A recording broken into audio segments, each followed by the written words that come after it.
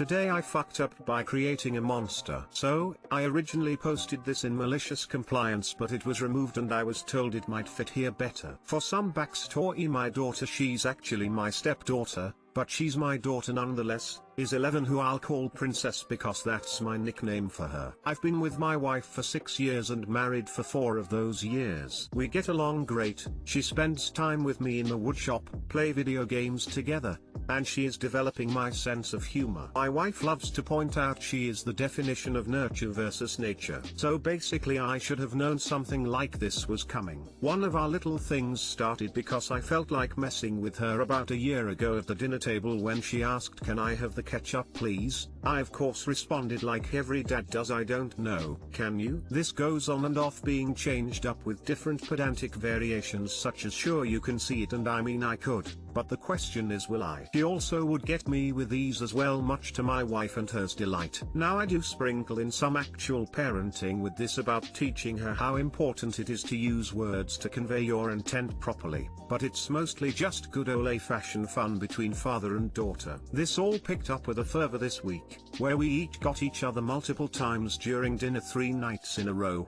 until she ended it last night with the sweetest compliance I've seen in a while. We were having tacos, and without thinking I asked her, "Sweetie, will you please pass me the cheese?" Without missing a beat, she grabs the cheese and throws it right at me. I wasn't expecting it and it smacks me right in the face. My wife and I just sit there staring at her mouths agape, and all she says is, "You told me to pass the cheese." Through the laughter and mild humiliation, I have never been more proud. Too long didn't read. Pedantic dad raises a pedantic daughter and has a bag of cheese thrown in his face at dinner.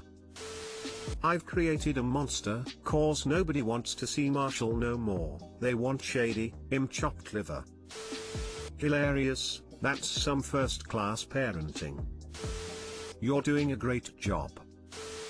This is my style of parenting, haven't had anything thrown at me yet, but we sword fight, box, and wrestle. He's 10, and I'm the mom, gotten smacked a few times too, smiley face. Passed the cheese like a quarterback throwing an absolute laser.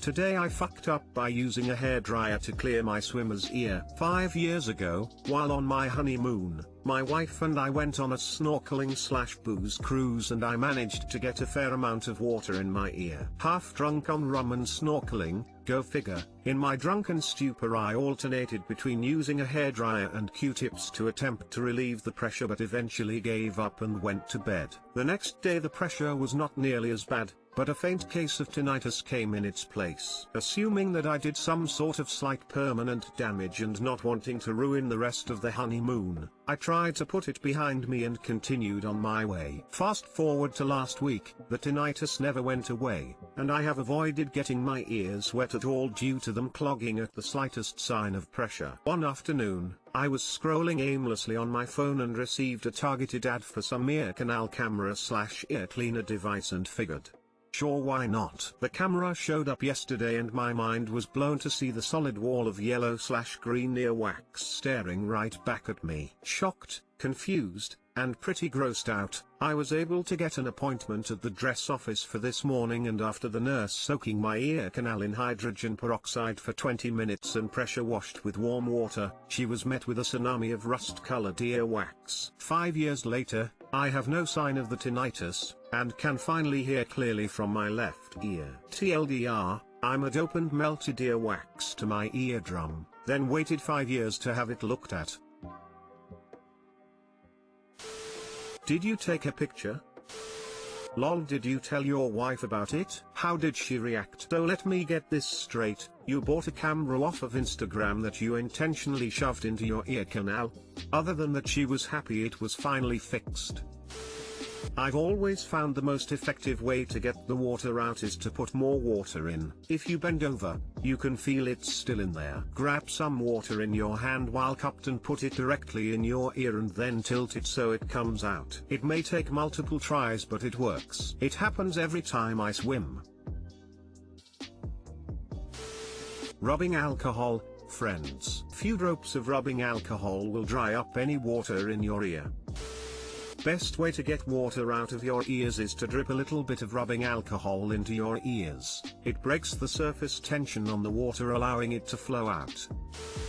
Today I fucked up by drinking peppermint oil. So a little bit of background info: I don't get enough fiber in my diet, or pretty much anything else, due to working most of my waking hours without much of any breaks and not having time to eat. This causes severe constipation and other complications in my digestive system. I've dealt with this for some time and typically take supplements, but I haven't in a while and it caught up to me. It was roughly 4:15 this morning as I pulled into my workplace with an incapacitating stomachache that seemed to be spreading into my lower back. I sat in my truck in agony for a few minutes before deciding to look up what might help. As I was desperate for some relief, I quickly skimmed through many articles on the wonderful search engine that is Google, and a couple mentioned peppermint oil can be used to soothe stomach aches. What I failed to realize is that it meant peppermint oil capsules that dissolved in your stomach. Super proud of myself for my discovery. I reached in the glove box for the peppermint oil I used to soothe some sunburn over the summer that I just never took out. Down the hatch. It only took a few moments to realize I may have just accidentally killed myself, and my entire mouth and throat went numb and I stopped breathing. Every time I sucked in air I felt like a menthol cigarette ready to burn out. There I sat for 5 to 7 minutes berating myself for dying in such a stupid way in my work parking lot, when all of a sudden it stopped. I happily jumped out my truck and was disappointed when I realized my stomach was hurting. Too long didn't read,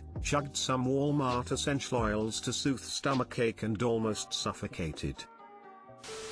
Dude, that's a big today I fucked up. But at least it really belongs here, and it really made me chuckle just by reading the title, not to mention the quality of how the story was told. Please take care of yourself. Besides constipation, not eating and not paying attention to your diet can lead to other serious things like ulcers. Appreciate the kind words and advice.